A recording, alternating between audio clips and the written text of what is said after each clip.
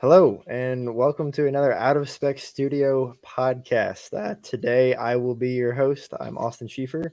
I have Ben Spreen and Mike Breeling with me today. I'm back. Hello. It's been a couple weeks. Mike is back. That's right. All right. Well, to get us going, we are kind of EV-centric news source in a lot of ways. So we can start off with some of the hotter topics in the EV space. I guess we can get going with one that we're all excited to talk about. EPA range ratings came out for the Kia EV6 and the Ioniq 5. It looks like they both can get over 300 miles on the bigger battery. What are your guys' thoughts and comments on that? I'm pleased to see this stuff.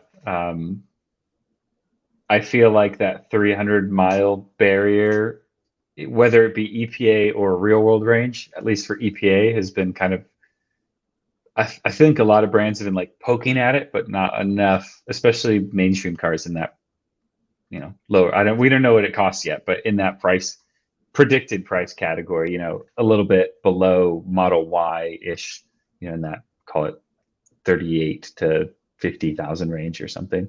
It's good to see that, I think. Yeah, I mean, usually when you see like range estimates come out, it's always, the European cycle range. It's like 330 miles. And then the EPA range comes out and it's like 270. So I think it's really good to see the EPA range over 300, especially when you compare that to like the Polestar 2, which is probably going to be very similar in price to an EV6, at least the launch edition.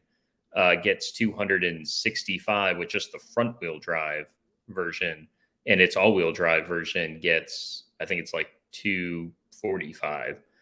So I think it's a really good barrier to break, especially into that more mainstream. Now, I think they did say it's for the rear wheel drive long range version of both cars.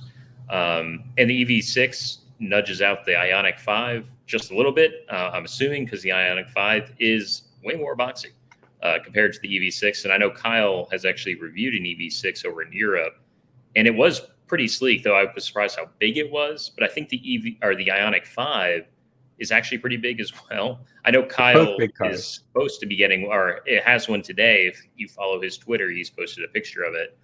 So hopefully he'll be on here next week and can talk about the differences. And I know amongst us, there's even some disagreements of those on this podcast currently about the design-wise, which one you prefer. I am an EV6 fan for sure. And I know Ben is an Ioniq 5. I like my box. So, I'm definitely on the Ioniq 5 train. I'll take the square, thank you. Please and thank you. I don't mind being different. It's fine. I like the chubby-looking Lancia Delta Integrale with an electric motor, please, for 500. I really think that's what it is for me. As I see that, I'm like, that's an Integrale. I can see that. It does. It's that like C-pillar. Yeah, absolutely. But I do really like the styling of the EV6. It reminds me a little bit. I was just recently taking some pictures of one of my buddy's Stingers, and you can definitely tell it's kind of the same design language. And the Stinger, I think, is a great looking sedan. I don't know. Kia's been kind of killing it in the design department, especially on the bigger vehicles. I think they've been doing really, really well. Oh yeah, I mean, Ben and I had their new Kia Sorento hybrid. We loved the design of it. I like that car. That car was one of my favorite hybrids. Really good car. Yeah, I wish you could have just got it with the SX trim level to get all the nice stuff in it, because they kind of like felt like they neutered it by only allowing you to get the EX trim. Let me sidebar on that, because I actually really like that product. It's the best hybrid for people who want a hybrid, but they don't hate themselves realistically. Because if you get, say, any other hybrid of the eCVT thing, which means you accelerate and use your as the thing like revs out to $5,000 to slowly and begrudgingly get up to highway speeds. This thing, 6-speed automatic with a beefy electric motor in it. So it would do electric mode at like up to pretty good speeds because it was going through that gearbox, and it would shift normally and it would feel very normal. And maybe an eCVT has some slight efficiency and or like response benefits, because you're not having that big downshift, so to speak. but it didn't matter because it made it feel much more like an electric car, especially at that lighter level of driving. I think that's how hybrids should be. And I think if hybrids were that way sooner, people would be buying them far more frequently than they do. Because everyone's used to the buzzy little Prius kind of experience, which is less ideal. Yeah, that's exactly what we felt. And I think I even wrote that in the article that I wrote about that car.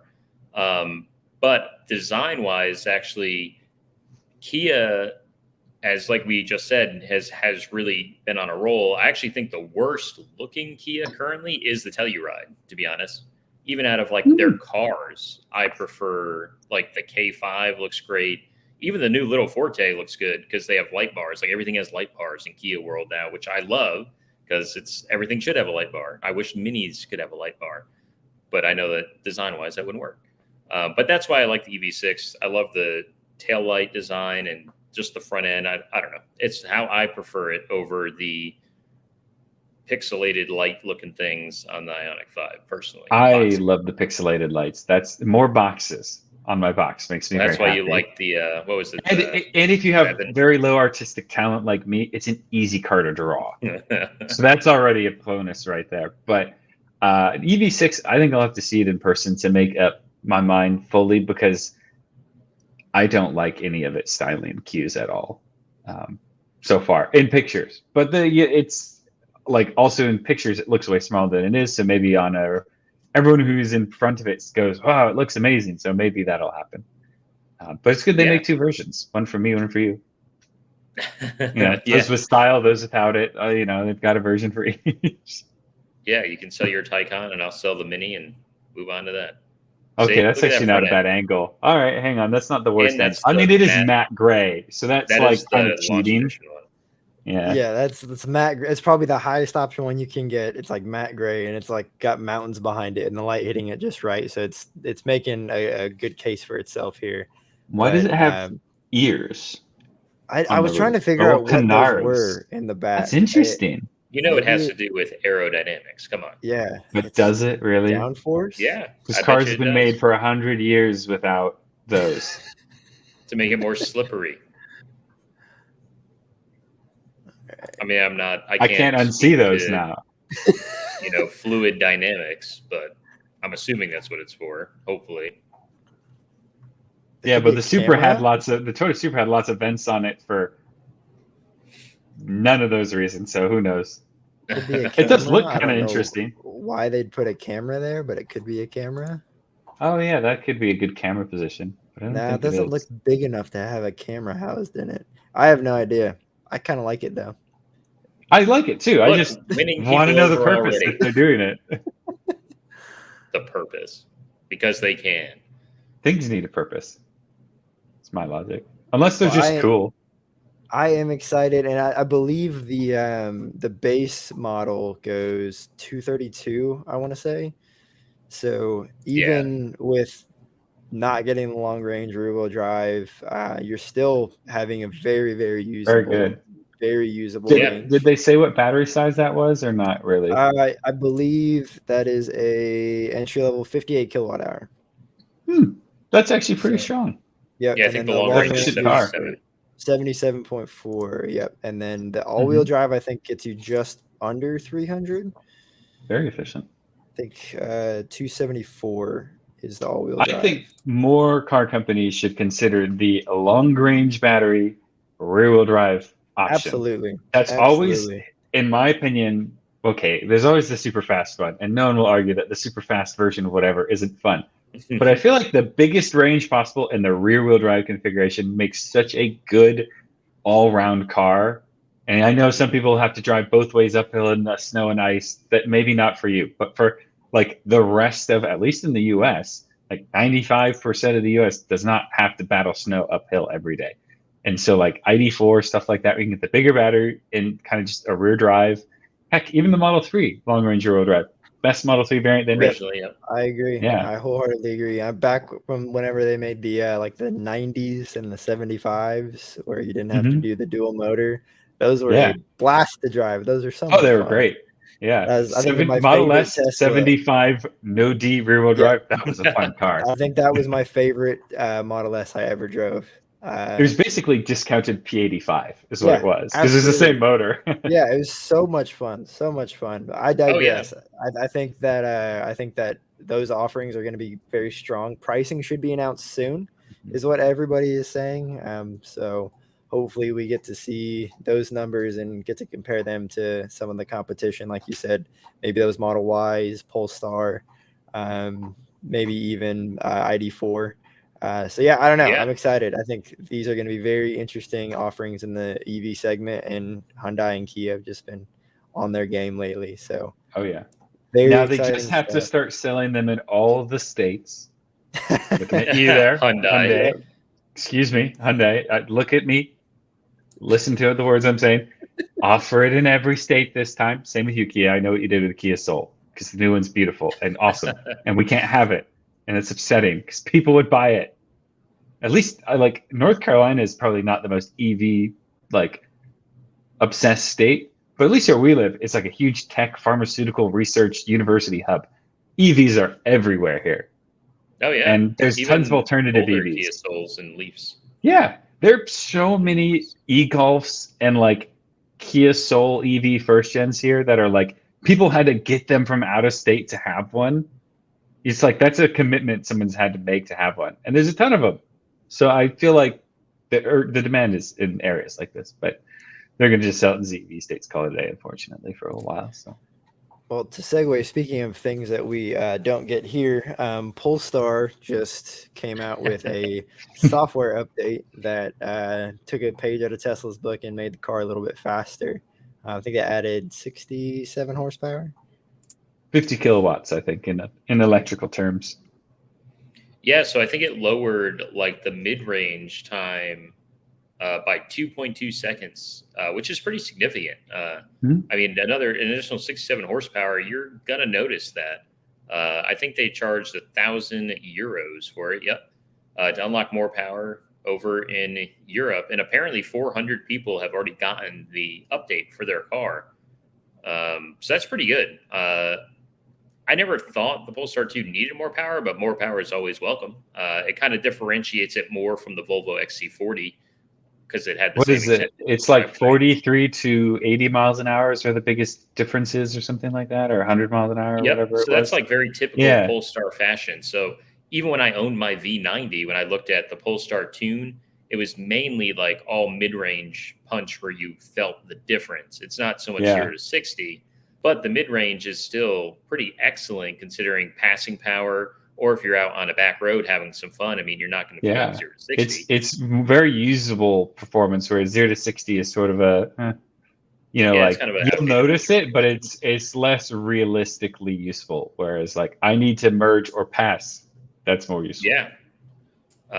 So that's cool. I mean, it's pretty exciting to see Polestar actually doing something with their software other than just no minor updates. It's cool that you can go in there and pull, like you said, Austin, pull a page out of Tesla's book and be like, oh, if you give us a little bit more money, we'll make your car faster.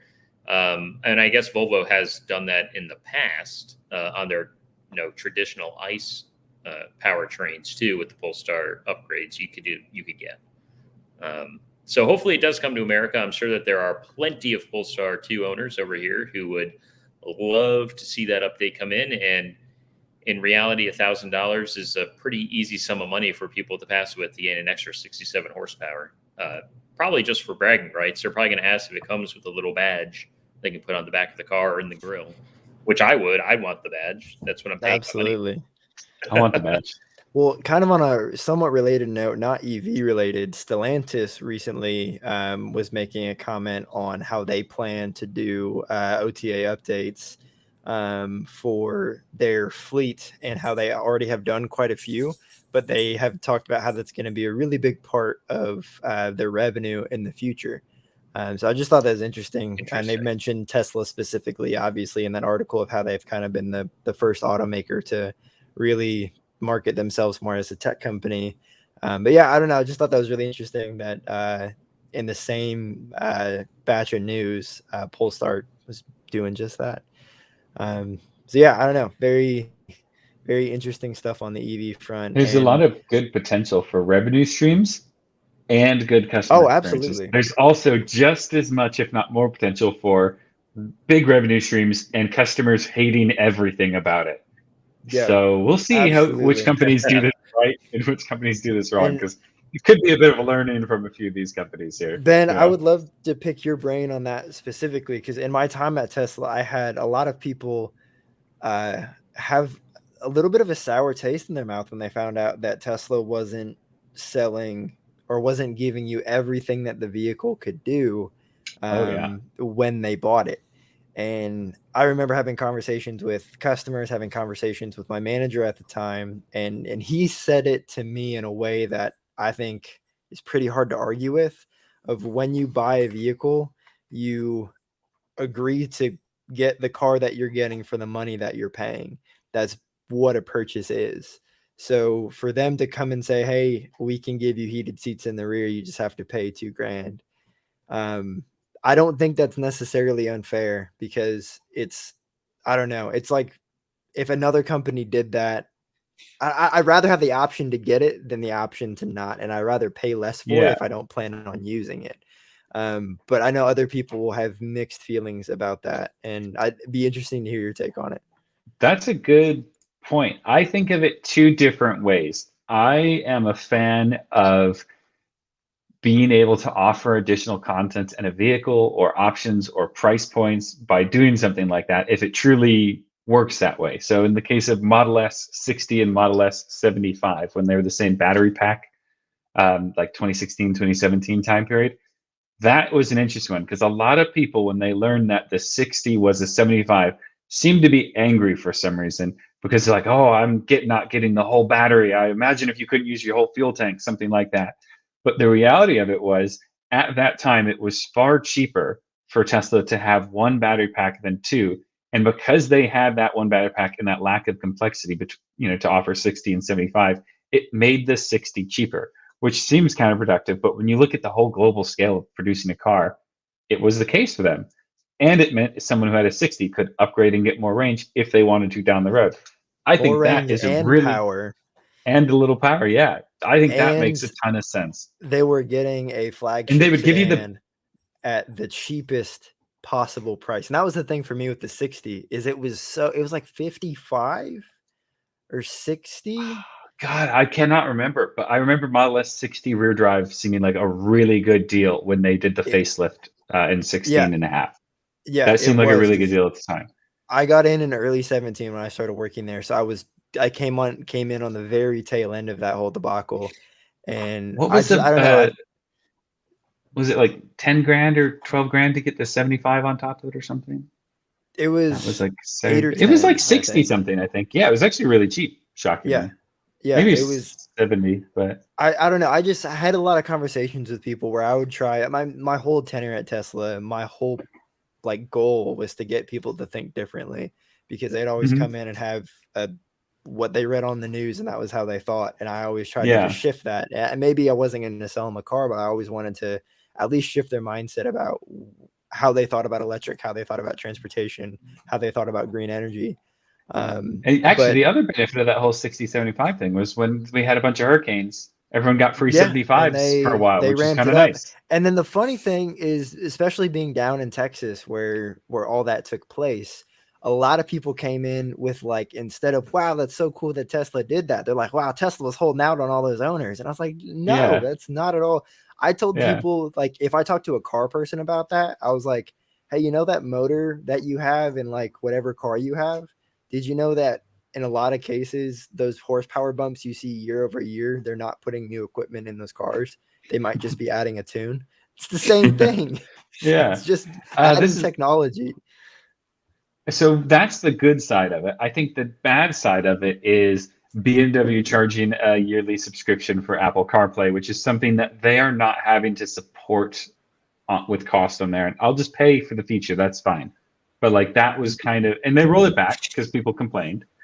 I think the heated seats thing is probably like a Model S 60-75 scenario, to just put heated seats in all the Model 3s is probably cheaper, because that's not expensive hardware, but it reduces all the complexity of production and parts and different SKUs that you need to have on hand. Yep. It'll be, I think, actually, Tesla's done a very good job with their subscriptions. Like their premium data connectivity is pretty reasonably priced, $10 a month, 120 a year. That works out quite well for the amount of data you're allowed to do through it. It still doesn't allow you to do software updates, which is why. Just if I watch 4 hours of Netflix, but I can't download this 300 megabyte software update, I have to connect the Wi-Fi. Just do that. Throw that in, please.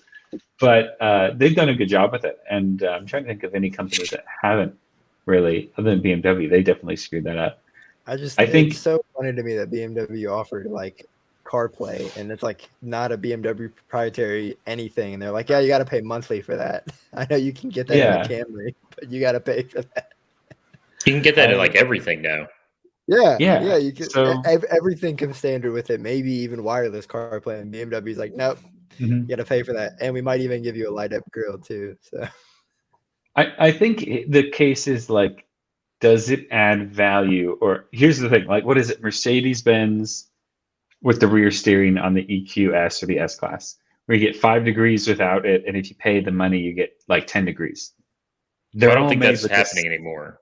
Okay, well, it was supposed to happen, and they're all made with the same part. On that one, like, sure, you're offering 2 options, and you made it so you can charge what you want, but it's hard to make a good faith argument on that because every single one's produced with the same hardware, regardless. There's not an option to not have it or something like that. So that one I don't see as easily. But I think like car subscriptions, network connectivity, future map updates, whatever it may be, we'll see a lot more of these car subscription stuff happening. So people may have to budget more than their monthly payment when they buy a car in the future. That could be a thing.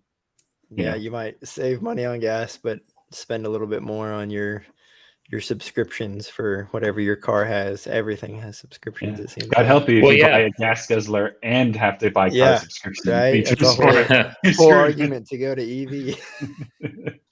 Well, even some manufacturers offer like certain features that you get for 3 years or 36,000 miles or something like that. And then after that, you have to pay for it if you want to keep those features. Like I know Volvo, for instance, has their on-call, which is good for the 3 years, 36,000 miles. Unless I think if you buy a CPO one, it goes a little longer. But after that, if you want access to like the remote start or their concierge, you have to pay a certain amount of money a year. I think it's like $150 or something a year to use it. So we're already starting to see some of that. As far as the subscription goes, I wouldn't be surprised to see more of it, especially on EVs where you can do over-the-air software updates much easier than on a gas motor or an ICE car. Yeah, this is going to be an interesting time. I wonder what Stellantis has in mind for all that billions of dollars of revenue they foresee. Is it going to be multimedia stuff or? Yeah. I mean, I feel like they haven't been as big on the EV push, so I feel like a lot of it would be. Well, their CEO says making EVs is hard, so yeah, not ready for there's it. That. I wouldn't say it was easy either, but yeah. I think probably like just entertainment and multimedia upgrades would be my guess, but who knows? I mean, it could be like your fancy ECUs you get for your tuners, and you just have your tuner send an over-the-air update to make your car faster. Maybe they'll do that too. Here's a question: what is a EV or not EV? Sorry, a car connectivity type subscription function you would have an interest in adding that you wish existed but doesn't exist yet? Because I've got an idea. I want to just have all parking and tolls and everything just paid through my car's account with the credit card on file, and I don't want to have to sign up for Easy Pass, Park and Go, any of that. I just want to be able to park the car, drive the car anywhere, and not have to worry about bill by mail, parking meters, any of that. I just want it just like to tell all those systems, if this car is nearby, bill this, done. That I'd pay for, especially if you lived in it like New York, DC metro area where that's really common. Yeah, I mean, that's a good idea. I like that. Audi kind of has like that built-in like toll pass thing where you can just upload your information. So that's kind of similar. So that obviously that technology exists. So let's make it happen. Yeah, that could be a good one. There's a lot of actually. I would love to, if anyone has an idea that they think should be one of these types of functions, tweet it at us. I'm curious to see if anyone's got some good ideas. I bet there's a ton out there. We'll give them Or good post in ideas the instead of Discord. bad ideas. Yeah, or post in the Discord. This way we can publish these ideas to companies so that they have good ideas and not bad ideas, like making you pay monthly for the Apple CarPlay that's already in your car. Or heated seats monthly. You know what could be really interesting is with a stereo system in your car, maybe manufacturers partnering with musicians or audio files to tune the stereo in your car over the air for that specific type of music. Like maybe, I don't know, like Nissan partners with, I don't know, Jay-Z, and all of a sudden Jay-Z's songs sound that much better in your Nissan with the new over-the-air Nissan multimedia update partnered collab with Jay-Z. I don't know. I think that would be really interesting. That's not bad, actually. It's a good one. I'm not an audiophile. Novelty navigation voice directions. Like if I want Morgan Freeman to give me my turn-by-turn directions, I'll pay like $10 for that. Sure, why not? That'd be fun. There's a lot that I'm not an audiophile by any means, but Jordan, my brother, is much more than I, and every time I see him, I just have him like tune my audio in my car to sound good for the music that I like. But I think there's definitely something there because like it's like presets. If you've ever edited pictures on Lightroom, everybody's always got their presets they want to sell you that make your pictures look like theirs. Oh yeah. So maybe it's like that, but for that's a good idea. System. Yeah. I don't know. Especially when you have high-end audio and you have a lot of stuff to tweak, but you can't really tweak it in that fine of a detail that you could from a OEM standpoint. Not as much as like an Altima, more so in like I don't know, like a Jaguar or one of the ones you get like a Bowers and Wilkins or like a very high audio or Volvo, or Burmester, where the owner very likely doesn't know how to tune to the extent that their audio system will allow them to. So I don't know. That's just one of my many thoughts. Or maybe if you have a Ford, you can have it tuned to like Jason Aldean or something. Sorry. Depends on the F-150. Yeah. Great segue, Mike. So F-150 electric, so you may not like Jason Aldean if you're interested in this. They just closed the pre-orders on one. So if you wanted to pre-order one, too bad. Those are closed as of today, I believe, as of December 8th. And the order bank is going to begin in January and production to start, in their words, early spring of 2022. So what are you guys' thoughts? I feel like we haven't talked about the F-150 Lightning on the podcast too much. We mainly talk about like Rivian. So what are you guys' general thoughts? Haven't given us enough info on like I want to know like a bit about pricing, and like I kind of want to know the top and bottom of it, what it looks like, because I think it'd be a whole lot more interesting if I knew how many miles I could go for how little money, which I think is going to be the deal with this thing. Yeah, I think that's huge. I know when it first came out, the whole thing was like it starts as cheap as 40 grand. So I mean, here's a fun little picture of the I need to add that. Here's a fun little picture. The base work truck spec the most, right? Yeah, I think that is the work truck spec because you don't get the full light bar, which I actually kind of like the way that truck looks. Yeah, I like it without the light bar a lot. Yeah, it's got like a sport package on it too, I think. So it looks good, and I think if they can stick to that price point, which they probably can, because they're a much larger manufacturer. I think they may know a thing or two about producing trucks. Yeah, they're a little familiar with that area. They're going to sell a ton of them, just like the Maverick. The Maverick is selling it a lot because of its price point, and I think that alone is going to bring a lot of people to the EV. Absolutely. Market. And here's a little on F-150. Yeah, on the screen you can see the kind of progression of the reservations, and I think that's a little interesting. Just reminds me back in my days at Tesla, we were always talking about how many reservations we got and how quickly. This is really interesting. After just over 2 months, they had over 100,000 reservations. Even talks of so many reservations that some reservation holders will not be promised 2022 model year trucks. which is quite interesting. That's But here we go. I guess here's a quick little. I don't think we have all of the trim level specifics, but this is what they've announced so far. So they have the Pro, the XLT, the Lariat, and the Platinum.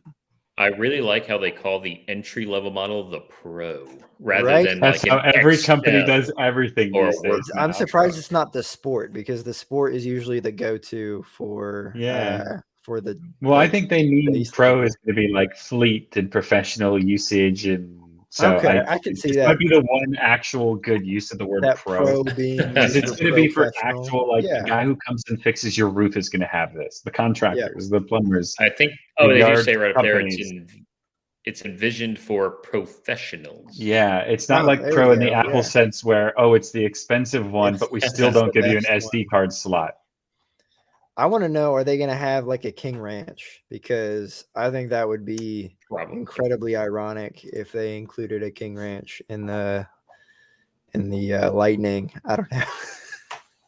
I almost see that as the a King Ranch contract. used to be an option EVs are package. perfect for a ranch. How big could a ranch be? It's not going to be more That's than 300 true. miles That's very across, true. right? And we were actually talking about this with one of my buddies who is really into like adventuring, and he has family that has land out in West Texas. And he was like, now that I think about it, an electric truck would be great for a ranch because you wouldn't have to get your gasoline trucked out to the ranch. You could just plug it in and charge it at the barn. So you're welcome forward for that. You gotta at least make an ad campaign about That's that. smart. I never even thought about this with a farm, because almost all your work is on this huge plot of land. Yeah. And to fuel everything up, you got to leave. Oh, why are we not getting on EV tractors, guys? Come on. You got to leave, or you got to have fuel taken to your actual ranch, which I feel like a lot of them probably do that, because the closest gas station you probably burn. Oh yeah, and if you're in rural areas, even getting there. So I could never do that without an electric car. I could not live on a farm without EVs. It would drive me nuts. If the gas station's not directly on the way of somewhere I'm going in a gas car, it's not happening. It's just going to have to wait until the car runs out of fuel or something. I'll push before I go out of my way for gasoline, because I hate doing it. So the pricing, like you said, Ben, hasn't been announced just yet, but the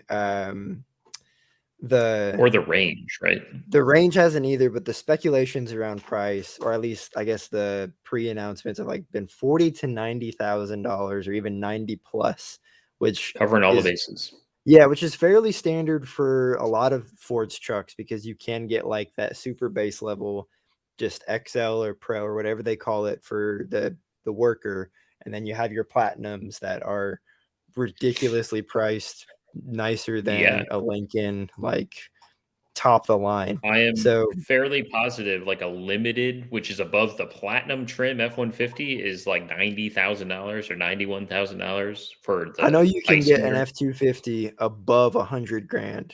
Yep, for sure, or a 350 or 450. Yeah, limited.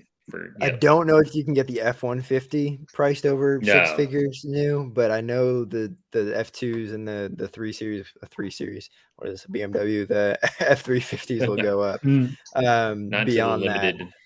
Lightning. And I'm curious for y'all, because this is probably going to be a slightly different segment than we're used to seeing with the truck buyer population. What type of trim levels do you think will be hot? Do you think it'll be a lot of people just wanting an electric truck so they'll get more of the base level, or do you think it will be people looking for those premium features so they'll be going for more of the Platinum trim levels?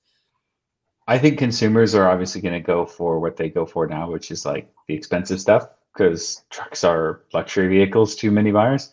But I think, and I don't know if I think, but what I hope to see is the base work truck ones everywhere, because a business owner is going to see through all the muck of EVs range, blah, blah, blah, all that like kind of, FUD that's not necessarily the reality of ownership of an EV, and go, this thing's going to cost me nothing to run, and it's approximately the same price as a normal one. And I don't have downtime for service, and I don't have unexpected issues, and it's going to just, fuel is not going to be a thing anymore. I don't need a generator on site because it's going to have a power tax credit, stuff like that. I think as a business owner, if you have the ability to power these vehicles at your base of operations, no one's taking more than 100 miles in any direction outside of their normal area of operation, for a large percentage of businesses at least, because you're not going to pay your employees to drive 2 hours realistically or more to get to a job site and then have them only do less work and then come back. You're going to focus in your area. So these, I think 200 miles real world range is going to be plenty for that sort of a work truck. Yeah, delivering all day. Ben, I think like we see now, I mean, odds are you're going to see way more Platinum and Lariat F-150 Lightnings sold at first, even though I think the XLT will probably be enough for just about everybody. I don't think you need to get, the Lariat or Platinum. Just like people now don't need to get the Platinum or even King Ranch version of the F-150 to drive to the mall and to your office job in, really. But it's definitely more of a luxury truck, so it makes sense.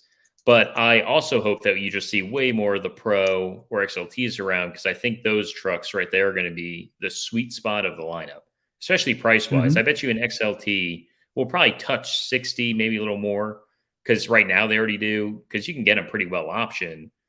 But I don't think you really need to spend any more than that on that vehicle, or on most cars in reality. I'll tell you what, Ben, I'm excited for, and what I hope to see is Pros and XLTs fitted out with like truck bed campers and off-road suspension. And I want to see the electric overlanding scene full of these things.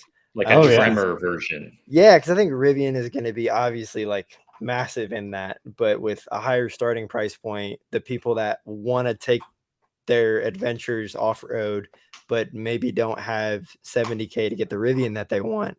Not just that, but you have to be pretty comfortable with the idea of breaking something that is $70,000-$80,000 while doing exactly and getting it dirty, which is a little harder to swallow than say $45,000 and a Ford. It's a big difference. And a Ford, that's another thing. Ford F-150 is like, when I think of a Ford F-150, I think of like, I will never have problems getting this thing fixed, because there are, because it's the best-selling truck in America. They're really proud of that, and there are dealers everywhere. Unlike Rivian, which is growing, absolutely everywhere. And it's probably been parts binned with the F-150 for a lot of the like suspension components, the things that would actually break if you were doing something like that. You could go to O'Reilly's. Yeah, if you were going off like 20-foot jumps, you can go to O'Reilly's and get you a replacement whatever, and they probably have it. But yeah, I don't know. I think it's very, very exciting. When I first saw how cheap they were going to be, I was like, I'm going to buy one and just take it overlanding. I'm just going to live out of it. Yeah, that's actually a really good idea.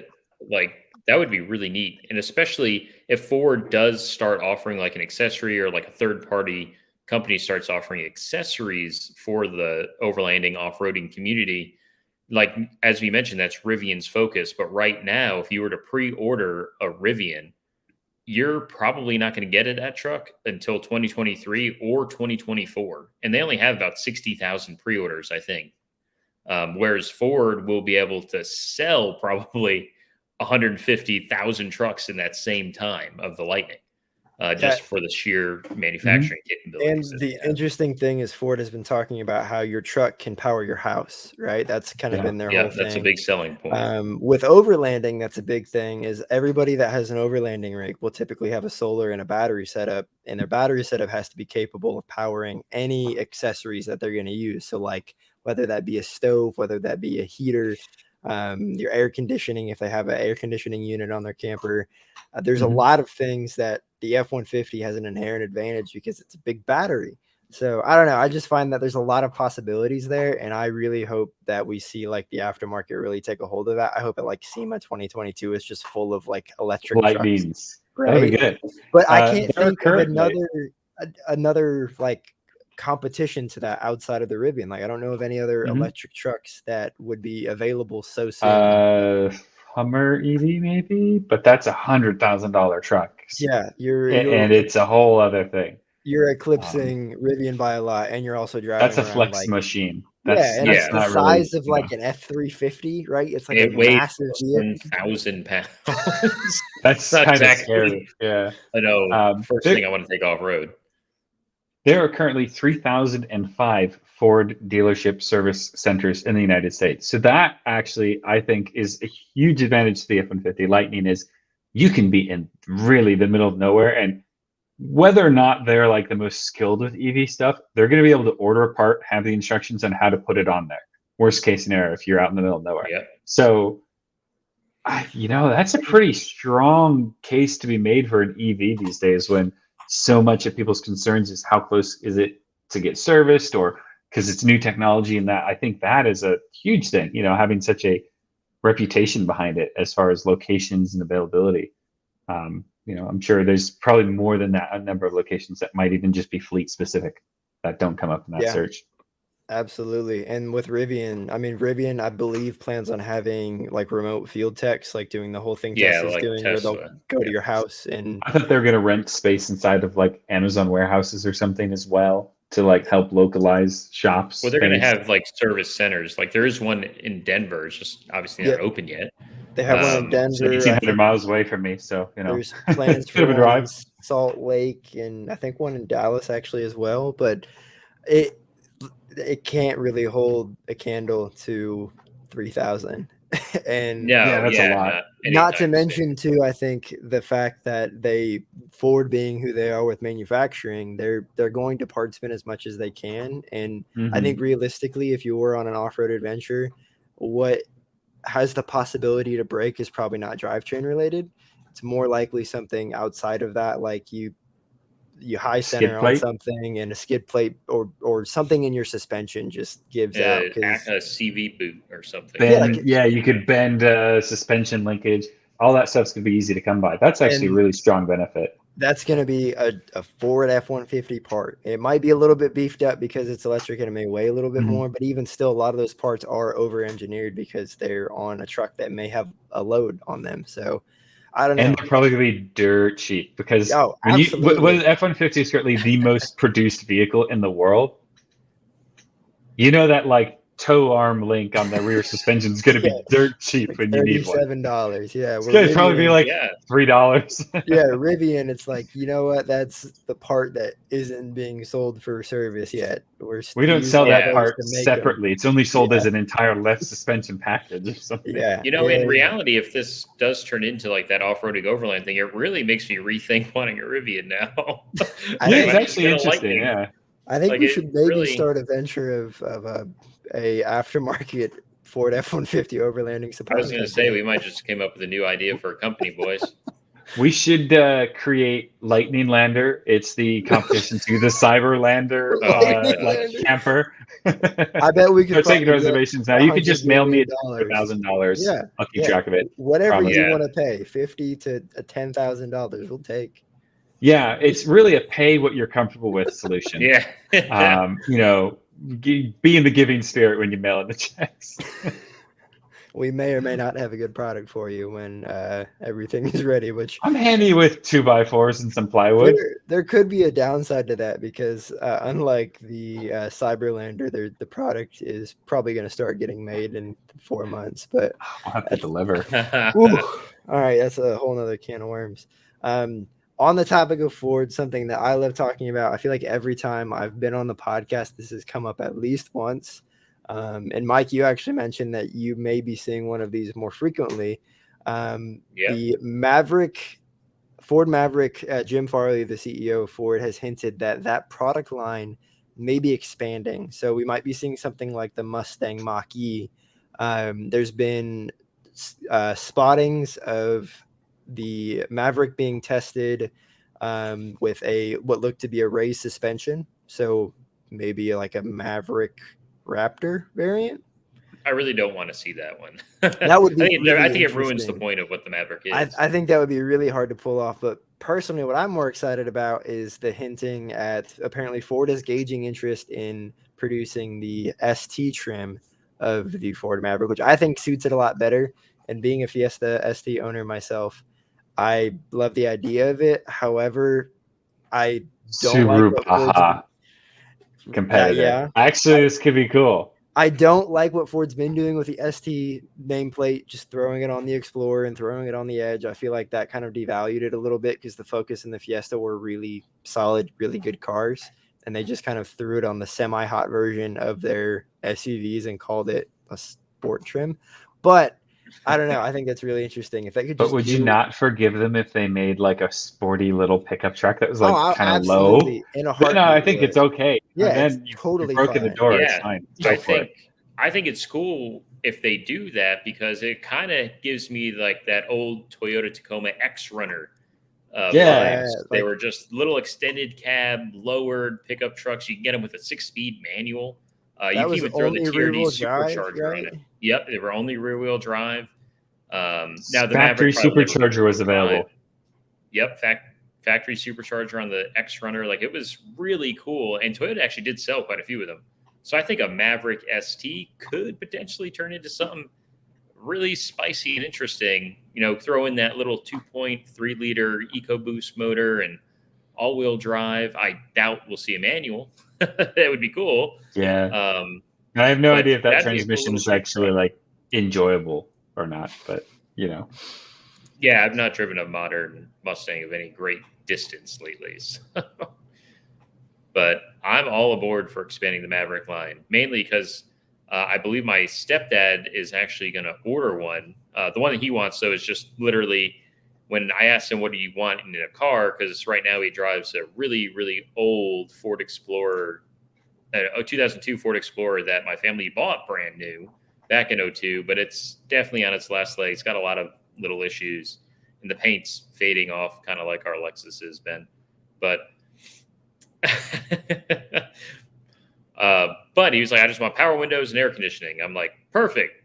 Good news. That's all you got Almost in the XL every Maverick. Car. Yeah. Does well, I was he like, yeah, you have cruise lots control? of options. Cruise control. No, he said he doesn't care about cruise really control. Interesting. I would go. He for would the never really use XLT it purely for that reason, because I would want to take it on all the road trips.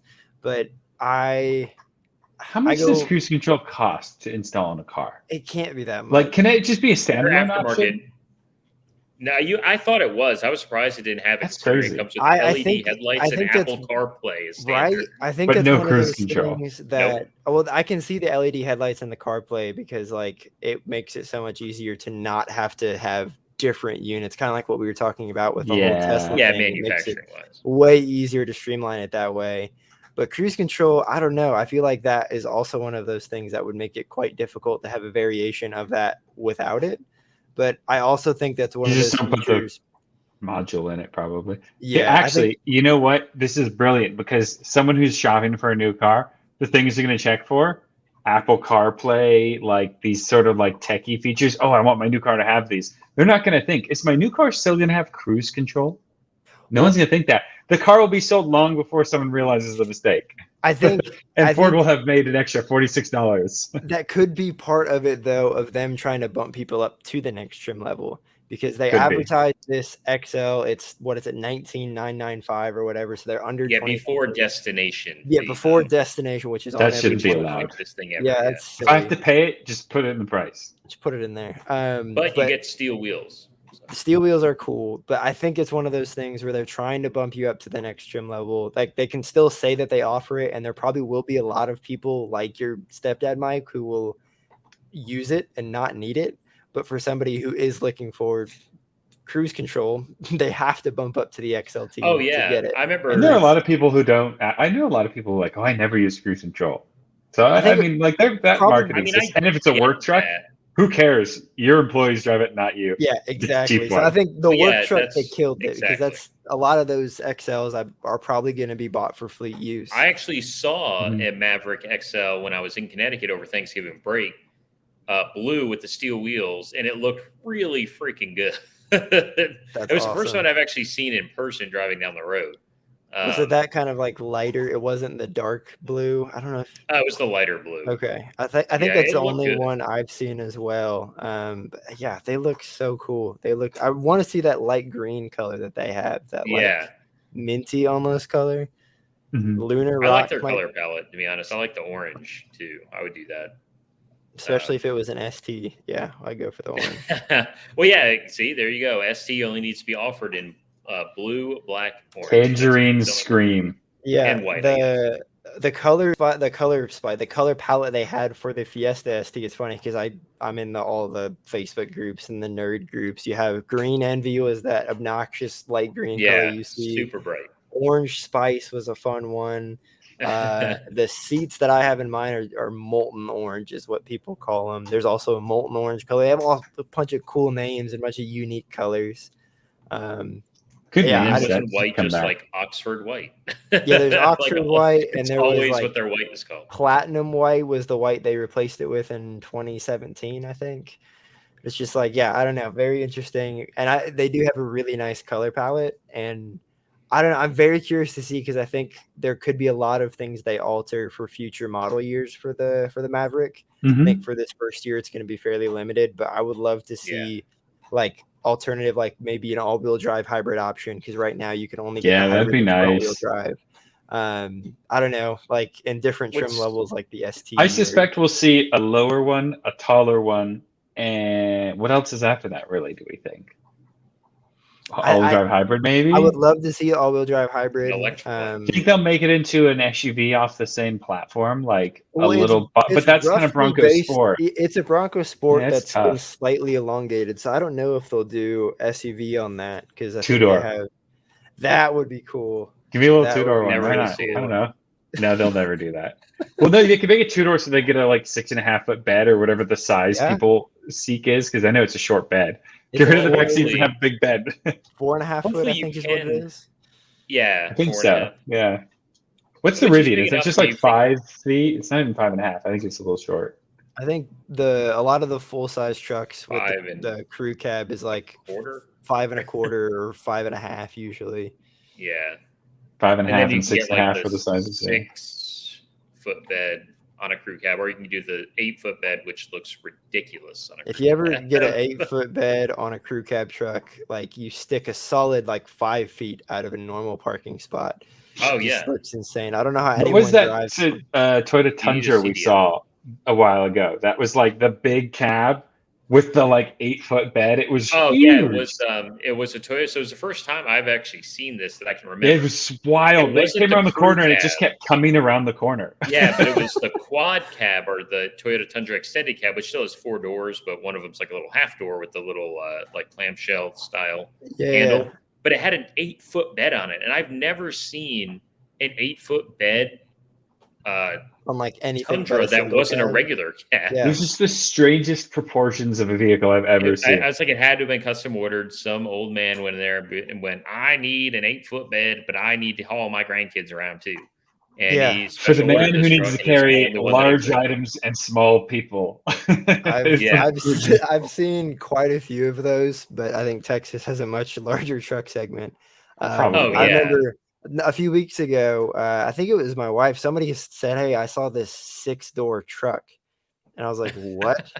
Or maybe it was Suburban, and somebody had modified it. And sure enough, it was 6 doors. And I think it had a small bed on it. And I was just like, that is the most ridiculous thing I've seen in my entire life. It's kind of like, I bet you've seen these down in they call it the Texas minivan. Austin, where you could get like a Ram 3500 mega cab dually, but the dually bed is like 5.5 feet. So it's a really stumpy looking truck. And I've seen them, like, I know that they exist. I just saw one recently, but it's super rare to see, especially when you put like a fifth wheel attachment in it. Like, I don't really understand the mega cab dually thing. But we have moved on. Like, that is way bigger than a Maverick. So wait, while we're on this tangent, I want to bring up, this is just a shout out to Duraburb Incorporated, which is a company in Florida that will take a Suburban, put a Duramax in it, the diesel engine General Motors makes, and then they'll take the frame underneath, which is based off a 1500 truck chassis. And they'll put a heavy-duty 3500 series chassis in it with like the big axles and transmission differentials. Instead of like a 5-lug wheel, you get like 8 or some ridiculous number of bolts holding the wheel on. And 8-lug, yeah. They make a variant which has 1,050 horsepower and does a 1/4 mile in 11 seconds, which, by the way, is what a Hellcat does in the 1/4 mile. Just wanted to share that. See, that was cool. $145,000. Pretty good value, actually. The diesel trucks are very fast. Like a Cummins that's been tuned and whatever had the EGR, whatever the deletes are that you do to get all the smog stuff out of the way. They're quite quick, which is just frustrating on Texas roads because I'm in my little Fiesta on a highway going 15 over on the highway because everybody does. And then I get my doors blown off by a guy in a 2500 who just really needs to get to, I don't know, where people barbecue. Whataburger. Whataburger. By the way, there you that go. Duraburb still gets 26 miles per gallon. That's the crazy. That's So it incredible. weighs like 7.5 I've only ever pounds. seen. I saw a Durabourbon once driving to Nashville, and I used to live in Tennessee. I was just driving like I did weekly, pretty much. Just driving up. All of a sudden, I looked over. I'm like, "Huh, that Suburban looks funny." Like it had the It's a different little wheels taller on it. up. Yeah, it it's was a got little like the taller, truck wheels and then it had a on big it. exhaust. I'm like, "That's weird." So I drove up on it, and sure enough, on the side it said Duramax right on the door, and Yeah. it was definitely a Durabourbon conversion because it looked Yeah. completely factory. That's the best company ever, Duraburb. So you know exactly what they're doing right from the beginning. Yeah. I bet you a Maverick, going back to the truck that started this whole tangent conversation, a 2-liter EcoBoost Maverick tuned could be kind of spicy. I bet you there are some Is that tuners the out same there who are engine looking at it. as the Mustang? 4-cylinder? It's like No, 310 horsepower? no, it's The 2.3 in the Mustang. Mustang and the Okay. Focus RS had slightly different variants of a 2.3 liter. Hence the head gasket issue. Oh. Yeah, they don't like to talk about that. But I can't remember. I think the Focus ST had that 2-liter in it, or something very similar to it. Yeah, I think it's very similar to the Ford. Mhm. Like you would see it in like the Fusion a lot. The 2-liter Fusion had was it. the optional litter. I think some of the what is the, I'm blanking on the Escape had it as the well. Escape, yeah. But yeah, I mean, Ford had a reputation there, especially with the Fiesta, of overbuilding their turbo engines to where they can take a whole lot more stress from the factory and they don't need a whole lot of help. So I hope that that's the case, and I hope that the automatic transmission in it is good. Yeah, still not driven one, so I've heard good things. A lot of the reviews that I've seen on it have been really great. And most of the reviews that I've seen have been on the 2-liter all-wheel drive variant, because a lot of the YouTube channels that have been getting them have been getting them specifically for off-road testing. So of course they're not going to get anything but the all-wheel drive. Yeah. But yeah, I don't know. I'm excited to see kind of where that aftermarket goes, especially after seeing that one at SEMA. And a lot of the people in my Focus and Fiesta groups that I'm in have expressed interest in getting them and modifying them and turning up the boost on that 2-liter and seeing what it can do. So I don't know. I think it could be really cool. I think it's cool to see the mini truck scene kind of making a comeback. And what I also think is cool about the Maverick in general is just the age demographic that is going to buy this truck. So you're going to have younger people in their 20s just buying their first new car because one, the entry level is for DIYers. Really good. Their first truck. Yeah, I mean, first time homeowners or couples or anyone, single people live in the city. It's easy to park on the street. You don't have to park this it's massive. Not much bigger than truck. an SUV. Yeah. And then you're going to have no retirees who are going to buy it for the same reasons. Pretty much. So many people want a truck, but don't want to deal with like truck gas mileage and the size of a truck and the cost of the parts on a truck.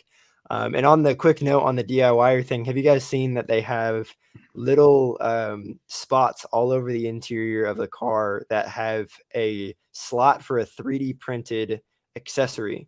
So you can 3D print your own accessories. So it can be like cup holders, it can be like grocery bag holders, it can be anything you want it to be. And they're kind of in the front and in the back, kind of strategically placed. And they give you like whatever the file is for the 3D printing like receiver, and then you put whatever you want on the outside of it. I like this idea. You have a reason to use your 3D printer now. So I'm justified. It's just on camera here. It's been used like 5 times over 5 years. That he has used maybe twice since I've known him, maybe 3 times. So now he paying can for 3D itself print you slowly like but surely. Slots and things like that for your Maverick.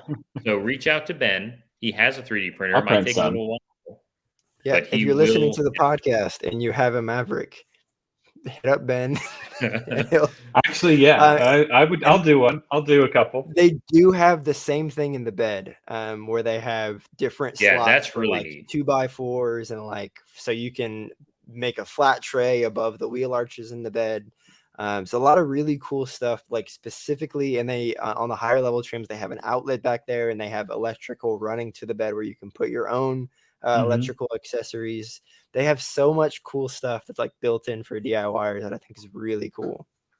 That's a good idea too, because I'm going to throw Toyota under the bus. When they launched the current generation Supra, they had all these like fake vents on it, and they're like, oh, when people modify these, they're going to take the vents out and like actually run those for cooling. But like half the vents were just body panels on top of other body panels. So if you took it out, it just leads to a metal fender beneath the plastic fender. If you want to use it, you have to cut there's it like your brand new nothing of Supra. truth. Yeah. There's like nothing of truth behind any of that at all. And even if they were realistically going somewhere, some of the places they went would be the worst possible place to like inject air. Like your rear wheel well doesn't really help in there. But then here's Ford with these like little 3D printed receptacles, and they give you the info that you need to like make your own thing that attaches to it. So you don't have to like map out and do all this tedious measuring to figure out what the slot is. That's awesome. Good job, Ford. I'm gonna buy a F-150 Lightning now. I've decided. I like Ford all of a sudden. I guess I'm you can't reserve it anymore. You have to just. Well, I'll have to wait a year. I gotta wait to just buy one. Yeah, I think they could turn up production on those pretty quick. Oh, I think they will. Yeah. But I mean, we filled an hour, guys. Just three of us filled it in. It's amazing. It was a fun, this week's fun conversation. topic, off topic. Yeah, this week's topic. Enjoy. Whatever we feel like. I hope you enjoyed the tangents. I think we will call it there. If everyone wants to give themselves a shout out, we have Mike at Mike_Breeling. Yes, I'm on Twitter. Ben at Benji _OS, also on Twitter. Mm-hmm. And you can come yell at me for not buying in Tesla for my next electric vehicle, like everyone else, if you'd like. Yell at Ben for that, and also yell at Ben for not getting a Rivian because he's changed his mind to a F-150. And then you can find me on Instagram at Flywheel Films. Guys, I think we'll call it there.